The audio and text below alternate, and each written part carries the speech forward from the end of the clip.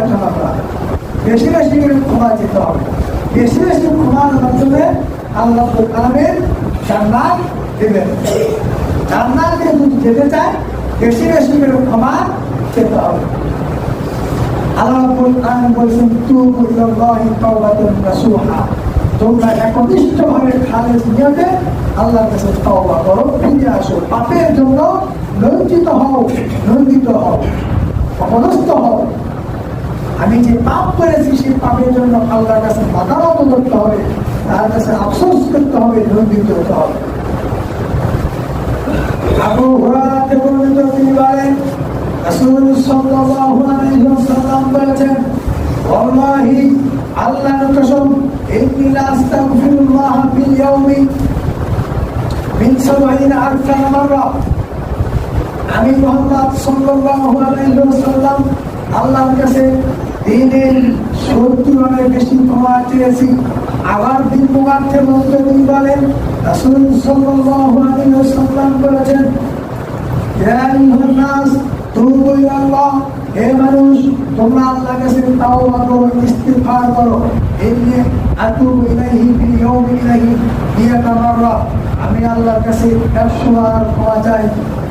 যে নবী সাল্লাল্লাহু আলাইহি ওয়াসাল্লামের আগের পাপ, পরের পাপ, ছোট পাপ, বড় পাপ, রাতের পাপ, দিনের পাপ, সামনের পাপ, পিছনের পাপ, ডাইনের পাপ, সমস্ত পাপ যে নবীকে আল্লাহ ক্ষমা করে দিয়েছেন, সে নবী যদি ৭০ থেকে ১০০ বার পর্যন্ত দিনে তওবা ইস্তিগফার পাঠ করে, তাহলে আমরা পাপী বান্দা, আমাদের তো সেই হিসেবে ৫,০০০ বার ক্ষমা করা দরকার।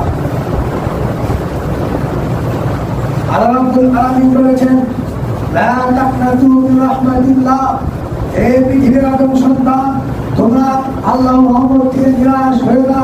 সাত আসমান, সাত জমিন পাপ নিয়ে যদি তোমরা আমার কাছে উপস্থিত হও, আর সে পাপের ভিতরে যদি শিরক না থাকে, আমি আল্লাহ সাত জমিন, সাত আসমান সমান ক্ষমা উপস্থিত হব। আল্লাহর রহমত থেকে নিরাশ হওয়ার কোনো সুযোগ নেই। যত বড় পাপ করি না কেন, আল্লাহর রহমত থেকে নিরাশ হওয়া যাবে না। তার কাছে ক্ষমা চেতে হবে, ক্ষমা চাইলে আল্লাহ ক্ষমা করবে।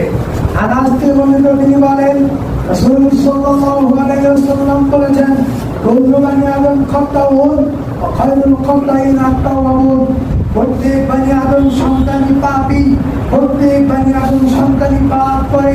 এই পাপীর ভিতরে উত্তম হচ্ছে যে আল্লাহর কাছে তওবা করে। পাপ হবে, পাপ হওয়াটা স্বাভাবিক, যখনই পাপ হয়ে যাবে সাথে সাথে আল্লাহর কাছে ক্ষমা চেতে হবে, তাহলে আল্লাহ ক্ষমা করবেন। এই ক্ষমা চাওয়া সবচেয়ে ছোট দোয়া হচ্ছে আস্তাগফিরুল্লাহ, তার চেয়ে একটু বড় হচ্ছে আস্তাগফিরুল্লাহ ওয়া আতুবু ইলাইহি, তার চেয়ে একটু বড় হচ্ছে আস্তাগফিরুল্লাহ লা ইলাহা ইল্লা হুয়াল হাইয়ুল কাইয়্যুম ওয়া আতুবু ইলাইহি রব্বি ফিরলি। সাইয়্যিদুল ইস্তিগফার, আল্লাহুম্মা আনতা রাব্বি لا إله إلا أنت خلقتني وأنا عبدك وأنا على عهدك ووعدك ما استطعت أعوذ بك من شر ما صنعت أبوء لك بنعمتك علي وأبوء بنعمتك بذنبي فاغفر لي إنه لا يغفر الذنوب إلا أنت। যত দোয়া ইস্তিগফারের দোয়া আছে, সব ইস্তিগফারের দোয়া হচ্ছে মূল হচ্ছে সাইয়্যিদুল ইস্তিগফার।